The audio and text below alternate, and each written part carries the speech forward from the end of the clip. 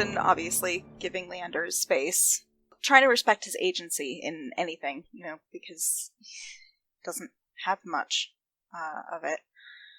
But he knocks on the door one of the nights, just not expecting an answer, but hoping. It takes a little bit, but eventually the door does open. Leander, it's getting kind of late. Leander's already dressed in his night clothes. His hair is braided. He stares at you impassively, no sign of surprise, and he just says, "Elian, Can I come in?" Yes. He steps aside and lets you in. And, he has his dulcimer with him. Is this the big hammered dulcimer or like the small lap one? The lap one. Okay. He looks at it in surprise, but doesn't say anything. Closes the door. I know you said that you don't enjoy music the same way, but I've been working on something. He looks kind of wary. Like, he obviously knows where this is going, like, you want to play him a song, and he seems kind of worried that he's not gonna have enough emotion to react to it. I want to play it for you regardless. It's a song I've been working on for a while, but can I just play it for you? He seems really, really wary, but eventually he says, "Very well." And he sits down on the bed. Elian just takes a seat and puts the dulcimer on his lap and just begins to play. And it's just a quiet instrumental. It's like normally when he plays the mountain dulcimer, he's playing more folk songs and more jigs, things with a little more life. This is almost reflective, and he didn't write it specifically for Leander, but it's been informed by everything that's happened in the past several months. So it's emotional, it's sedate, and he just hoped that someone might appreciate it.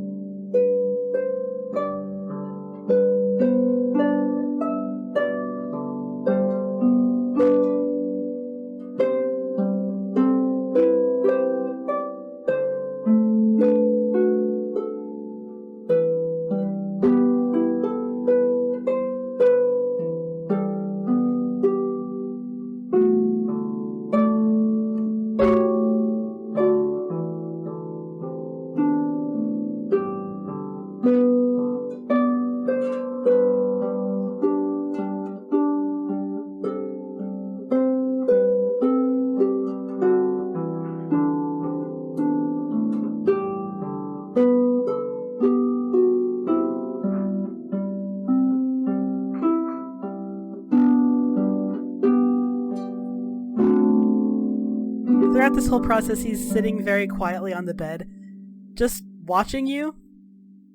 His face does not change at all. And by the time it comes to the end, he is just kind of silent. Thank you for letting me at least play it for you. He just gives him a kind of small smile. I know we've had arguments and we disagree about a lot, but I do miss talking with you. He just sort of nods. He doesn't say anything. His face is still blank. I think he slips the dulcimer back into its case. It's funny, the things that happen, things that you miss. I'd gotten so used to being on the run or just not with anyone, and the bed feels empty without you. And I know that's stupid to say after only one night, but I miss you. He nods again, His face is extremely, like, it's even more controlled than usual. Like, usually you're able to detect some trace of, like, a passing thought or a vague emotion, but it is almost deliberately schooled blank. Oh. Good night, I guess. He says quietly, good night.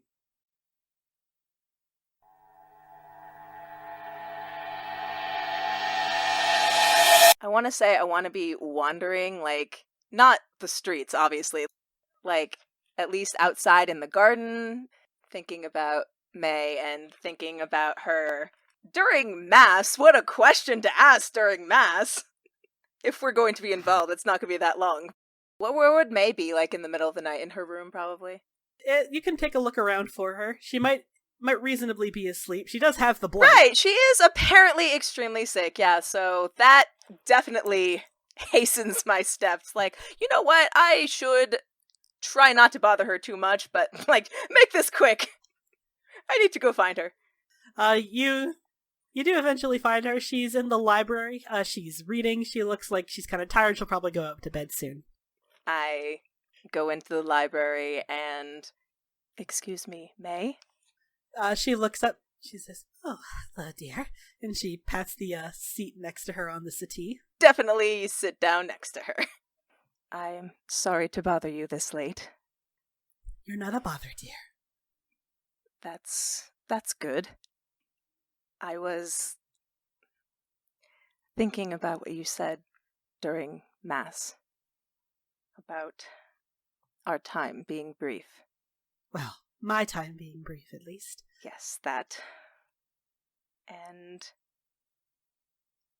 I have given it thought, and if you'll have me, I would like to spend your remaining time together. She stares at you for a really, really long time. Eventually, she does say, well, I certainly do appreciate the sentiment. It's quite flattering, actually, to know that even though I only have at most another year on my life to go, that you would want to spend it with me. I want to go out of this world doing as little damage as possible. Does that make sense? I shake my head.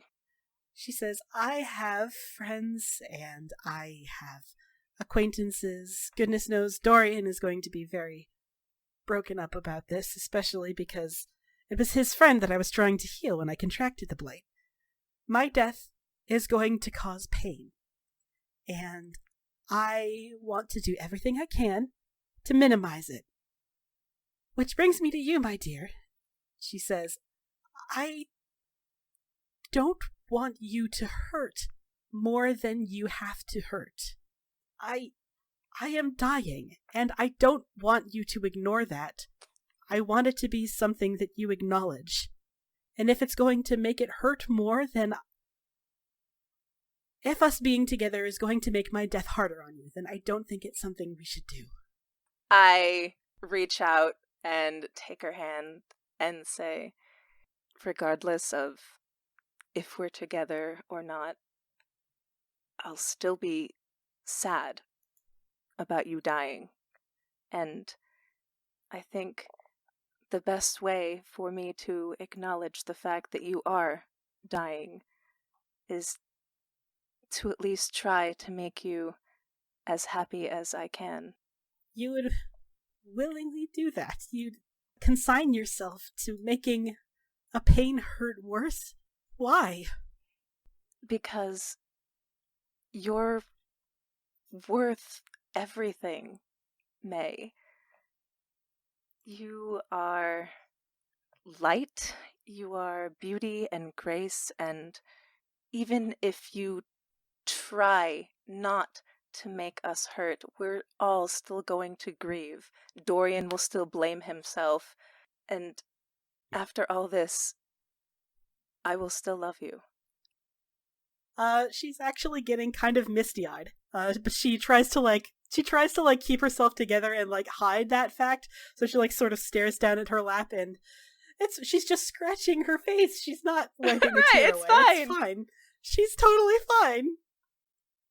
She says, wow, that's a very sweet sentiment, my dear. Kaz is gonna lean forward and try to wipe away that tear. She immediately just arches into your hand like a cat starved for affection. Oh. Don't tell Dorian about these tears or he'll kill me. And then kiss her. So kissing Mayveris, she's just as soft as you expected her to be. Like, soft skin, soft lips, just a soft kiss in general. But it's very nice. Like, she's so warm and she's so sweet, and she leans right up into it, and it carries on for a long time. And then from somewhere behind you, Talgan's like, oh, didn't realize I was interrupting something. My bad. She takes the opportunity when she hears Talgan to pull back and blush appropriately. Like, she is still kind of dainty about the whole thing. Right. Regardless. Talgan's like, oh no, don't stop on my account. I was just passing through to get some coffee, but you two lovebirds keep it up. And he just sort of walks off chuckling. Good night, Talgan. Night!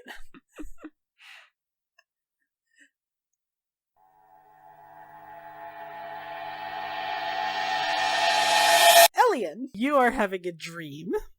This dream takes place in the basement of the Pavus Estate. You're reliving the failed ritual. Oh, great. That failed to help Leander break his tranquility. And you're stuck in that moment of Leander sitting in the center of the broken summoning circle, screaming in anguish. And his scream just keeps going, and it's like knives. Like, for a split second, it barely even matters that he's tranquil. He's so incredibly devastated that it shatters the magic holding his emotions in check. And he sits there and he screams, and it's the worst thing you've ever heard. Yeah, I mean, this feels like a heart attack. Like, this hurts viscerally. And it probably also doesn't help. Earlier that night, you went to play him that song, and there was just nothing. There was nothing in him that reacted. It's like in your mind at that moment, he has two settings, pain and nothing. Yep. And it's like the nothing is almost worse than the pain. Yep. And as you are helplessly sitting there watching Leander scream, the sound suddenly stops, just comes to a very quiet close, and there is a voice that comes from behind you. So listen, the parameters of the spell are wrong. I whirl. Where have you been? In your head? Generally speaking. You broke off in the middle of a sentence and just didn't tell me anything. Well, you didn't let me into your head for very long. I don't have any control over you when you don't let me in. I can't talk to you, I can't send you messages, only when you have dreams. Okay, you said the parameters were wrong. What's wrong? So, the nature of this spell, as I've been able to determine it, are that a supplicant, someone entreating for help as a reward for their faith, comes into the middle of the circle, and then a spirit of faith comes down from the fade and judges them. And if they are worthy, they touch their mind, and among other things, break tranquility around them. He says, this is a very good ritual for someone who wants to prove their faith, but that's not what you're trying to do with this spell. The shattering of tranquility is a byproduct of the original ceremony. What you need is magic that's designed to break tranquility. Spirits of faith aren't the only spirits in the Fade who can do this thing for you. Help me understand then. You know I don't understand this. He says, I'm doing my best. I'm sorry, I'm not used to talking to someone who doesn't know anything at all about magic. I can't help that since whenever you became soul, magic is somehow less in the world. I can't change that. I know. I'm not trying to be fussy. I'm trying to explain myself. He says, listen, the magic that's holding his emotions, his magic in check, it's twisted and malformed, but it's not impenetrable. A being made of pure magic, a spirit, could theoretically reach through and shatter it from the inside. You would have to find a spirit that is willing to do it, and a spirit that can be summoned without attracting too much attention from less friendly entities. He says, I think maybe a spirit of mercy would be a good start. What about your friend, Faith? He looks surprised and he says, how do you know Faith? My friend Cassandra, Faith was in her head the same way you're in mine. Can I talk to her? He gets really excited, like he scoots toward you. Can I talk to Faith? Is she here? Is she nearby? I want to see her so bad. I haven't seen her since before. I don't know. I don't know how any of this works. And he kind of deflates. He's like, right, you don't want to let me into your head. Okay, well, I guess I can't do that. If you get the chance to tell Faith something, could you tell her that I miss her so much, and I hope she's okay, and I want to see her again, and if I figure out a way to do that, I'll do it as soon as I can. Do you also know a soul called Justice? He lights up even further. Justice is here too? What about Pride? Do you know where Pride is? No. Oh. And he deflates. Well, 3 out of 4 ain't too bad. Do you remember anything more about yourselves? I remember that we were... He's straining like he's really trying to remember. We were warriors, I think? Or fighters? Or maybe rebels against something? But then there was this huge catastrophe. I don't really remember what. And we were all rent from our physical bodies, I guess. Because he, like, gestures down at himself, like, obviously. Yeah. I don't... Remembering before the catastrophe is so hard. I just remember there was a lot of light and a lot of sound, and... I'm sorry, I don't remember more. It's okay. But I remember them. They were my best friends, and we did so much good work together. This goes against every fiber of my being, as I know you probably understand. I need to save him. And he pauses for a moment and looks at you and then back over your shoulder. You mean Leander? You want to save Leander? Yes, and one of our friends is very sick, and Faith said that she thought you might be able to help her. He says, well, I was a healer. I remember that much. So, I don't know how this works. I'll do what I can, but there's not a whole lot I can do from inside your head. I know, that's what I'm trying to say. And I think Elian's, like, tearful and stressed and worried about this, but he's just looking at Compassion. It takes Compassion a minute because he's not super quick on the uptake either.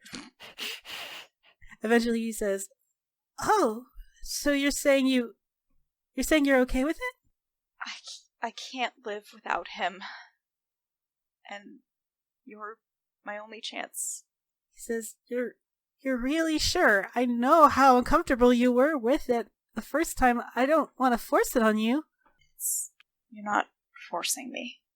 Okay.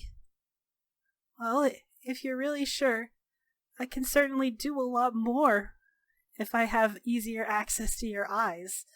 How do I give it to you? I mean, this is me telling you that it's okay. Okay. He can tell that you're so stressed out, and you're both sort of kneeling on the floor, and he, like, scoots toward you, and he pulls you into hug, and he says, it's going to be okay. I'm gonna help you, okay? He just clings, because this is the worst memory. We're gonna figure this out. We're gonna figure it out together. I promise. Okay. And you wake up.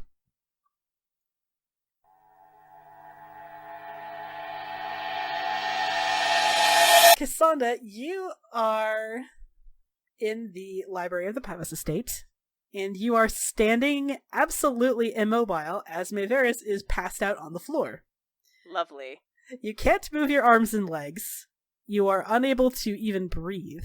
You are forced to stand there and stare at her as she lies sprawled out on the floor. You can't even tell if she's breathing. Oh, Nice. I love that. Good start to the night. I'm gonna try to fight that. Like, don't like this. I want to move towards her. Willpower, self-discipline, my friend. Okay. That's an 11. That's not good enough. You are standing there helplessly, trying to move any part of your body just to get to her, to help her, and nothing is working. You are just forced to stand there, and you are starting to think May might be dead. Oh my god. I am definitely gonna try to scream somehow, like, because I'm just really frustrated that I can't move. And you try to scream, you can't even scream. And as you are desperately trying to scream, her body starts to decay in front of your eyes. Oh no! I hate that. I hate that a lot. You feel hot tears pouring down your face, you're sobbing, and then a hand grips your shoulder and turns you around hard. And it is Faith, and she is so short. She's like even shorter than May. She's like maybe 4'11", just tiny, tiny little thing. It's a miracle she even managed to touch your shoulder. You're so much taller than her. But she turns you around and the spell sort of breaks, and you're no longer in the library. You're in the garden out behind the Pavus Estate. And Faith is staring up at you like, it's okay. It's okay. It's not real. It's just spirits imitating your fear. It's okay. I couldn't move. I know. She says, but it's okay now. The spirit's gone. I sent it away. Thank you. It's okay. That's what I'm here for. I'm here to make sure people always, stuff. I don't know. Listen. She says, so I've had access to your eyes for a couple days now. I know I've been kind of quiet. I didn't want to intrude too much. But I saw what's wrong with her, with your friend, she says. With your Mayveris. Tell me, what? Well, she has a soul sickness. It's a disease that's snarled all the way down to her soul. And it's gotten pretty deep in there. It looks like it's been there for a while. I don't know a whole lot about this particular disease. I've never really seen anything like it before. If you manage to get to Compassion, maybe he'll be able to do a little bit more. I used to watch him all the time. I wanted to practice under him to be his assistant healer, but I always got under his feet and tripped him up. And one time I accidentally set a patient on fire, so he banned me from the healing wing. Faith, you're rambling. Oh, sorry. The point I was trying to get to was that the panacea that he taught me, the cure-all for any sort of disease, even ones that affect the soul directly, is you need a spirit that's willing to sacrifice itself to replace her soul. Oh no. I don't know how to do that, because again, I set people on fire instead of helping them most of the time. But I bet if you find Compassion, you'll be able to get him to help you explain it. He's much better at that stuff than I am. I did ask Elian. Who's Elian? Oh, is he the one with the hair and the face? Yeah, that one. The Orlesian one. The one. I don't know what yes. Orlesian is. Right. The one who's fussy about his appearance. Okay. Well, if Compassion is inside of him, I might be able to bring him out a little bit, maybe. If you let me take control of your body for a little bit, I can go over to... What's Elian, you said his name was? Mm-hmm. Sure. And I might be able to use some of my magic to draw him out of Elian a little bit, maybe. Maybe I could talk to him. I would not do that without Elian's permission first. Faith stares at you like she doesn't even understand. It's like, okay, it seems a little extra, but sure, if you want to get his permission, I guess that's fine. Like, we can pretty much switch consciousnesses at will at this point. I got myself a pretty good situation in here, so if you want me to take over and look around and move your body for you, you just have to tell me to, and then I will. Okay, that is not comforting the way that you said it, but... I don't know of another way to say it, but okay. She says, by the way, I've been meaning to ask, when are we? I sort of cant my head. Like, what do you mean, when? Like, what year is it? I just sort of blink, like, 945 dragon? Oh, I don't know what that means. Probably should have anticipated that in a really long time the calendar system would have changed. Yeah. Do you know what a blight is? No. What's a blight? It's what Mayveris has. You called it a soul sickness? Oh. Yeah, it was pretty nasty. Like I said, I don't know a whole lot about it, but it seemed pretty bad. Anything that can affect a soul like that is bad news bears. Right. You seem like you and Compassion were very good friends. Oh, yeah. He was so great. He was really nice and friendly and sweet, and all of my friends were really great. Justice and pride and wisdom. Oh, I miss wisdom a lot. Do you know what happened to the others? She shakes her head. I don't even know what happened to me. I just remember there was some big explosion, and she, throws her arms out as if to emphasize the size of the explosion. Yeah. Oh, she's so cute. I love her so much. Okay. And then everything just went white, and then I guess I somehow got thrown out of my physical body. At least one of your friends is nearby. Yeah. I hope I can find all of them. I'm especially worried about Pride. I remember really distinctly in the last few days, Pride was acting really strange. Always sneaking off by himself and doing shady stuff. We were all really worried about him, but then, Then we should be wary of this Pride. Oh, no. Pride, he's good people. It's just, we were all just sort of worried that he was going down a dark path. That's all.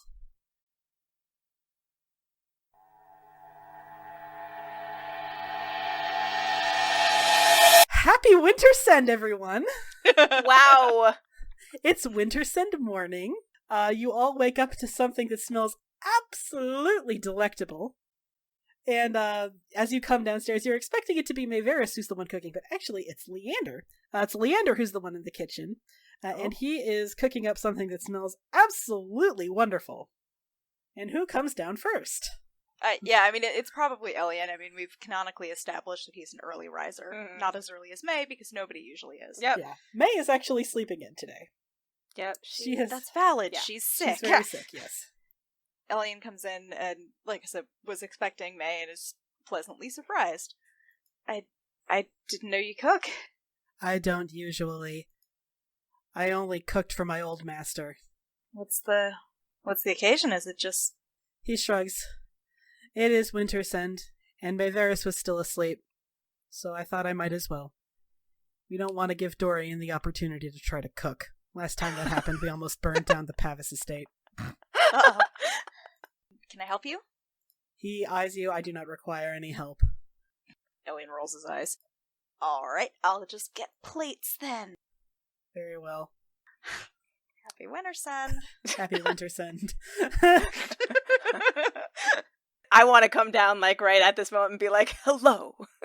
Hello, Cassandra. Happy Wintersend. Yes, and to you as well, Leander.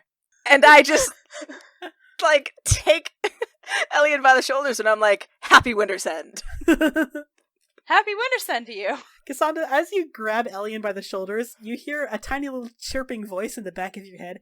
That's him! That's him! That's him! That's Compassion! I can see him inside him! Oh my god, he's here! And you get, the presence, you can't feel her bouncing, but you get, the impression of her, vibrating with excitement. And I'm like, Faith is extremely excited to see Compassion. Yeah, I was gonna wait a bit to tell you all that. Long story. I'm like, what story? 3 guesses, the first 2 don't count. Cassandra, can I talk to him, please? She really wants to talk to Compassion. Can he come out to play? Sure, but not in the kitchen. Right as you're talking about this, Dorian comes striding downstairs. Happy Wintersend, everyone! Happy Wintersend, Dorian. He bonks you on the head, Cassandra, with a present. He says, "Are you excited for your present, Cassandra?" My eyes get very big, a present for me? Just for you, my dear. And he hands you a nicely wrapped present. It feels kind of soft underneath the packaging. It's quite heavy. Can I open it now? He says, "That is why I gave it to you now." I just look at it, I'm like, okay, and I start to open it. Dorian has given you a very beautiful, it's dark violet with golden embroidery. It's a hooded cloak with a golden clasp at the neck, and you can tell just looking at it that it's been enchanted. It is just long enough that it can barely brush the floor when you wear it, and the enchantment on it lets it reflect heat rather than absorb it, so you can stay cool in the winter sun. Nice! I sort of like just stare open mouthed at it in my hands, and then like up at him and just like back at the box like And he says, I think purple is your color, my dear. And he like noogies your head and he goes to help Leander set the table and shit. Oh shoot, I should probably go up and grab the presents. Shoot. So everyone who lives in Kirkwall comes in at around the same time now. So that's Lennon and Sabray and Ren and Zevran, and Fenris and Hawk. And they all sort of come trailing up at the same time, and they've all got big armfuls of presents, except for Lannon and Ren and Sabray, who don't celebrate Wintersend. Yes, right. Correct. And Talgan like kicks open his bedroom door. Happy Wintersend! And he's got a Santa hat, which is canon now. Oh. It's canon, and Santa hats exist in Thetis. That's really cute. Oh, perfect. Happy Wintersend, Talgan! Happy Wintersend! And he heads right over to you, and he says, "Got you a little something, you big old fop." Thank you. I got you something too. And I give him his present. Okay, what did you give Talgan? So Talgan, I got a very nice tooled leather belt. Ooh. And it has loops for his multiple axes. He does have quite a lot of axes. It's Right. true. Aw, you know me so well. And he like pinches your cheek. And he says, and I know you will too. He has gotten you an elbow-length cape, like the short kind of fancy kind that goes around the front and the back. It is bright scarlet. Wow. And I have described this as a very dramatic scarlet cape. Spins and flourishes receive a permanent and useless +3 to drama. Yes! Nice. That's amazing. I love it! I give him a giant hug. Thank you! Happy Wintersend, everyone! So everyone sits down for breakfast, and I'm just going to go ahead and say the tradition in Thetis is to exchange presents while you eat, because why not? Yeah, why not? That's fair.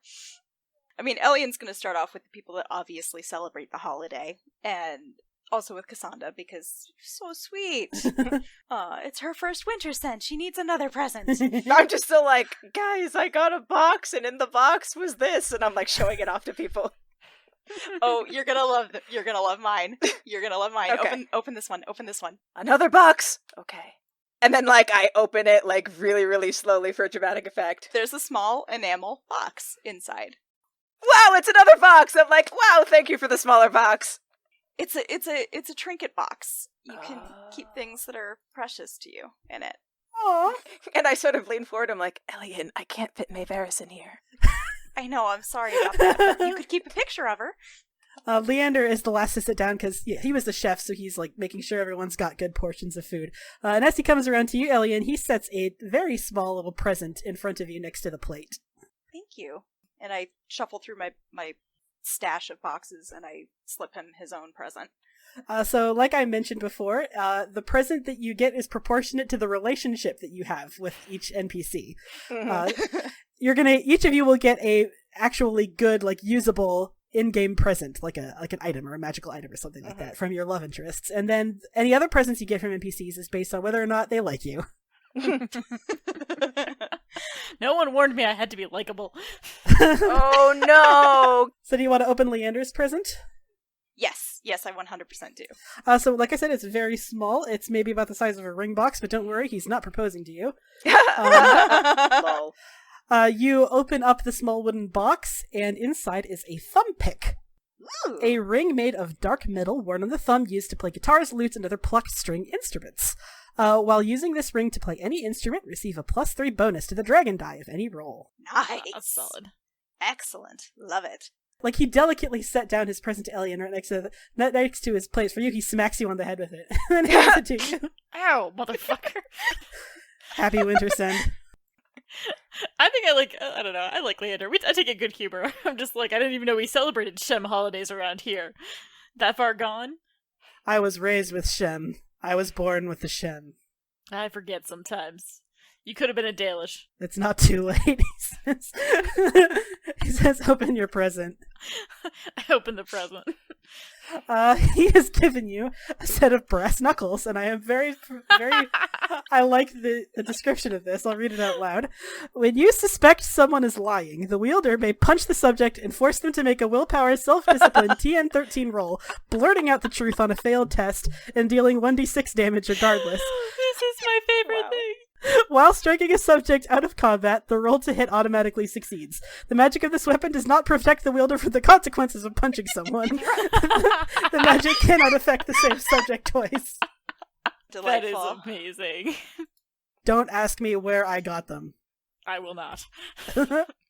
I just sort of like raise an eyebrow at somebody like, don't punch too many people.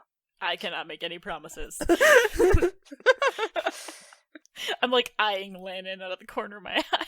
Oh no! It cannot affect the same subject more than once. So you better choose wisely.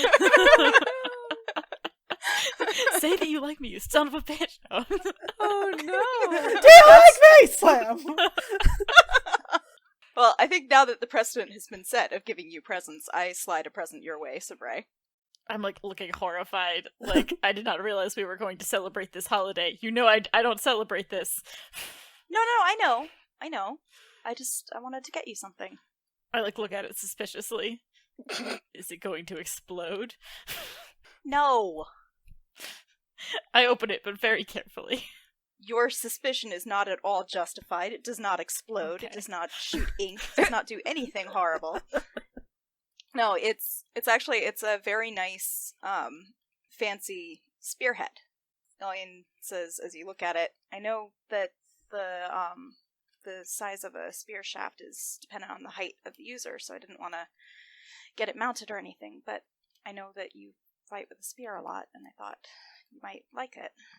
I'm like looking at it and looking at you, and I'm like, this is surprisingly thoughtful. Are you sure it does not explode? I'm sure you could find a way to make it explode, but no, it does not. I like look awkwardly at you, and I'm like, thank you. You're welcome. Mayveris comes down. She's a little late, because, she was sick and in bed. But she comes down. She has a huge armful of presents. I told you, they only give you a present if they like you, except for Mayveris. Mayveris gives everyone a present. Right, except for Mayveris, who gives to everybody. Yep. Mm-hmm. She says, "Happy Wintersend, everyone!" Oh, May, happy Wintersend. Can I help you with any of those? Oh, no, dear. Wouldn't dream of it. And she immediately starts distributing the presents. And you get another present, Sabray, from her. Yours is quite large and heavy. Wow. Elian's, yours is large but very light. And Cassandra, yours is Okay. very small. Uh-huh. She says, Sabray, I think you'll like yours. I'm like looking horrified again. I'm just like, I didn't realize. Oh God, if I'd known that you were. No, it's okay. It's okay. We did not expect it. It's okay. I'm like awkwardly opening it up. Sabray has given you a very well-made set of big combat, lace-up boots. Oh, nice. Ooh. Excellent traction. They don't have any magical properties. They just look cool. How did you know my size? I look over. How did you know my size? She says, "Oh, woman's intuition." She says so seriously, you almost believe her. What? What does that mean? Elian, open your present.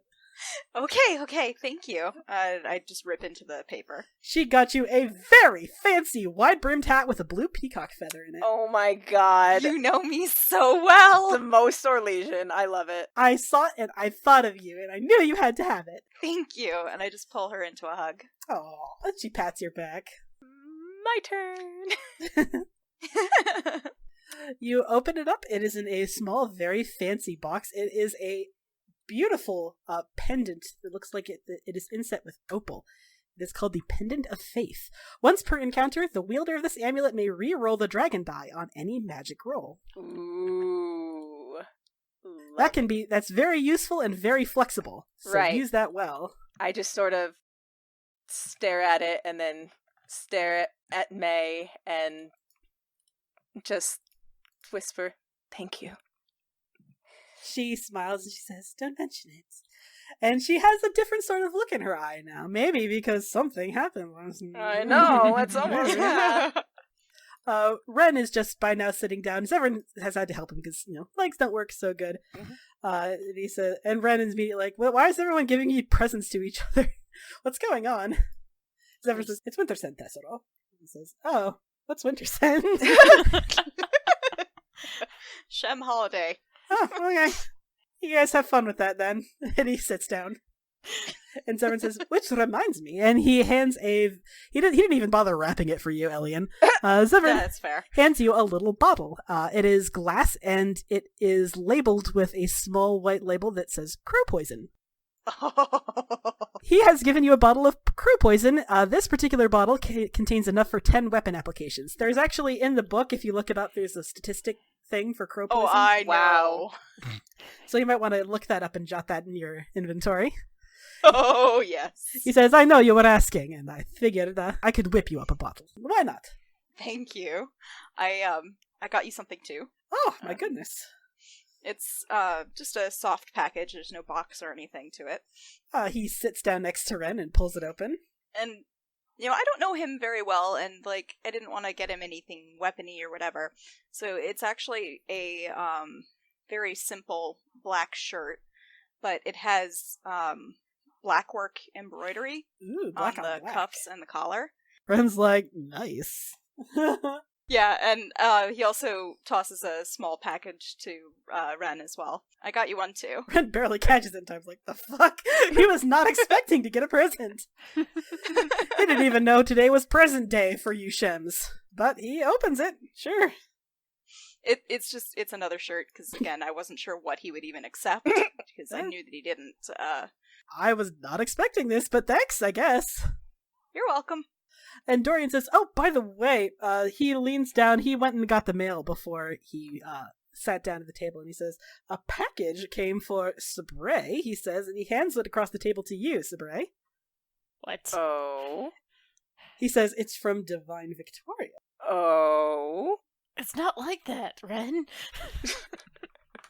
And Ren's like, got it. Blushing furiously and trying not to look at Lannon.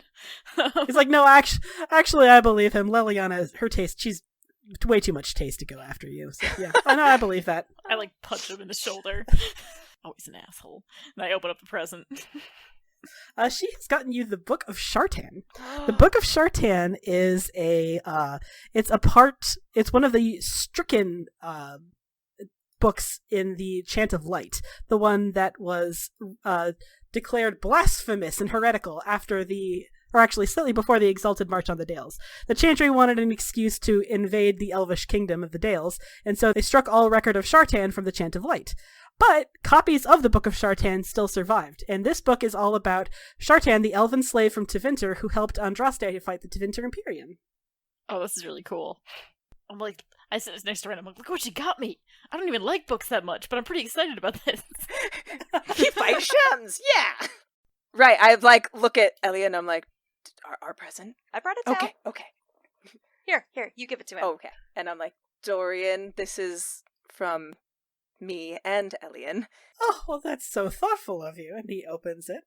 A history of the Navaran death mages. I'd ask how you know, but I think I know how you know. Because I'm a necromancer.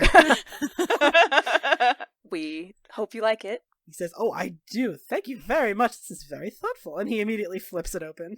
Quick question, did you say Hawk and Fenris were here or no? Yes, Hawk and Fenris are here. They've already exchanged Wintersend presents quietly. The NPCs all got each other presents too, but I'm not gonna... We've only got so much time in an episode, y'all. Oh yeah, no, I got Hawk a fancy collar for Cat. Oh my Oh, god, that's The adorable! bone for Cat to gnaw. So that one's Cat's present. Hawk literally stands up and hugs you so tightly he lifts you off the ground. He's like, Aw. you got me a present for my dog. I love you. You're welcome. And I just have a small pair of throwing knives for Fenris. Ooh. Nothing fancy, but he seems the type to like knives. Yeah, he likes sharp things. That's true. And I'm like, oh, speaking of knives, and then I hand Leander, a box. Leander seems surprised. He opens the box.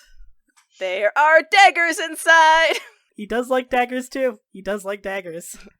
Right. And then I sort of, cheekily grin at Elliot and, a little bit, I'm like, feel free to sharpen them at the table.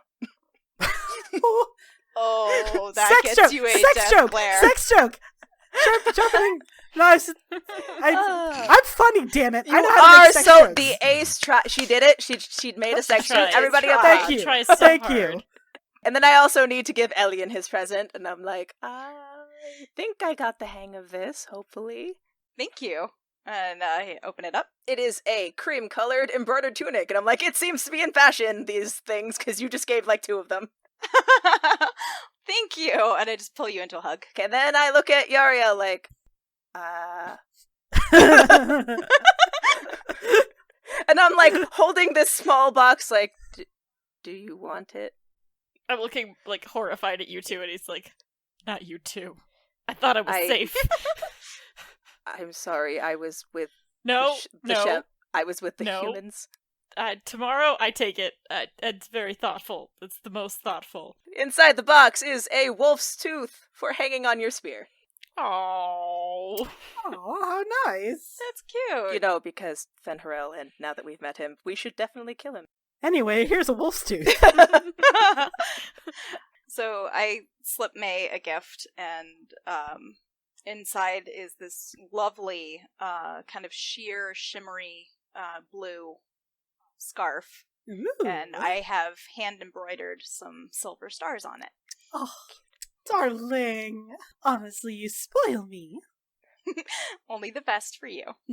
She reaches across and pinches your cheek. And I slide over a small box to Lannon. Lannon looks alarmed and terrified. I don't sell. I'm not Andrastian. I know. Dorian's like, well, you better fucking get used to it, because I got you a present too. And Lannon's like, God damn it, Dorian! You're writing my point. He grumbles to himself, and then he opens it. So inside is just this little decorative jar, and at first it's like, oh, okay, it's just a lidded jar. Like, what the fuck? Inside there's a balm that my grandmother would use when her joints would ache. I thought for your wrist. Thank you. He seems like he was not expecting to have someone get him a present. Clearly. You're welcome. Thanks. I said that already, didn't I? Yeah, it's okay. Okay, sorry. Thank you. Damn it, sorry. It's okay. Yeah, so I'm going to, obviously go up to her and have the little box. I'm like, I know you were in the shop when I purchased this, but hopefully you didn't see it. She says, I did my very best not to look. I hand her the box, but, very deliberately, brush my hands against hers while I do it. She blushes very prettily and opens the box. And inside is the sapphire amulet made to look like, or enchanted to be all shiny like Rallyrium. She says, oh my goodness, it's very shiny. And she immediately takes it out and puts it on. And I am also very smiley and happy about it. I wanted to at least try to capture your beauty. She says, oh, so sweet. Everyone at this table is just spoiling me today. You deserve it. So you all have a very nice Wintersend breakfast. Aww. And it's full of laughter and good food and occasionally ribald jokes from Zevran. Yes. But everyone has a really nice time. And at the end of the meal, everyone is in the process of cleaning up. Behind you, Sabre, you hear someone clear his throat a little bit. I turn around. It's Lennon looking a little awkward. He says, I wanted to, apologize. A couple nights ago, I was unnecessarily rude and brusque, and I didn't mean to yell at you, and he reluctantly hands you a gift. I look at it in horror. Not you too. It's quite small, it's quite light, but it is well wrapped. He says, you don't have to give me a gift or anything, like I said, it's mostly an apology for me yelling at you. I wasn't angry at you, I was angry at Solus for being a dickhead. It seemed like a bad day. Yeah. I lost my temper too. I'm sorry. That's alright. He says, you can open the present later or now. Oh, I don't, it's fine. No, I'm gonna, I open it. Inside is a Hala horn. Now, Hala are considered sacred to the Dalish.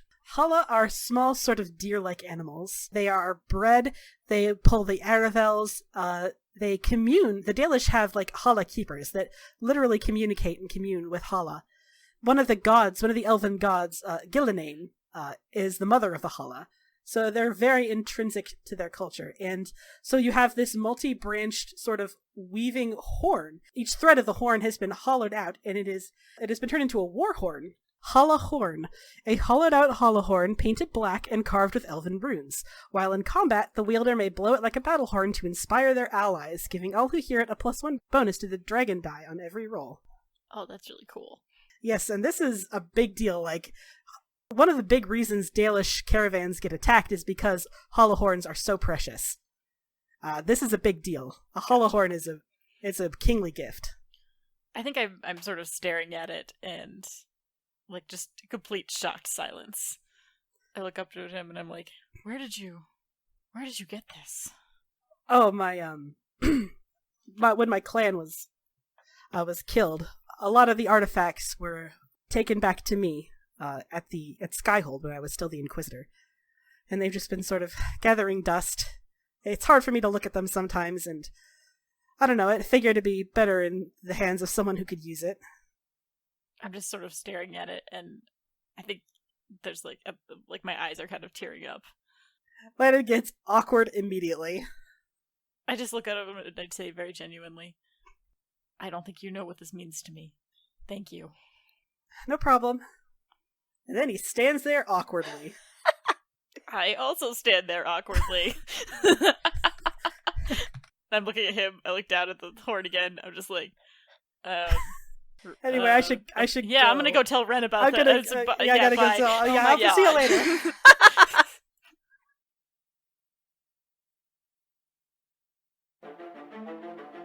Hey friends, Tessa here. If you're desperate to hear the next episode, chances are good that you can by joining our Discord server. We post links to all episodes and pre-release, and you can even chat with us and listen live as we record. Join us by going to bit.ly/CFCDiscord.